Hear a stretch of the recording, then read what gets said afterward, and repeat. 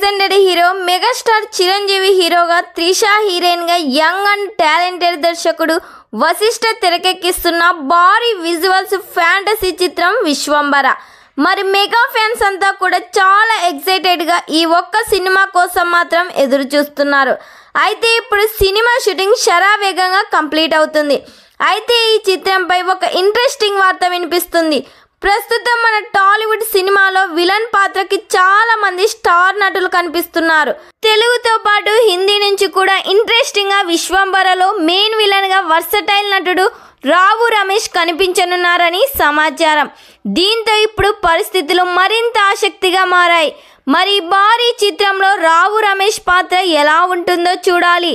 ఇక ఈ చిత్రానికి కీరవాణి సంగీతం అందిస్తుండగా యువి క్రియేషన్స్ వారు భారీ ఎత్తున నిర్మాణం వహిస్తున్నారు. మరి ఈ సినిమా కోసం ఎంతమంది వెయిట్ చేస్తున్నారో కామెంట్ చేయండి.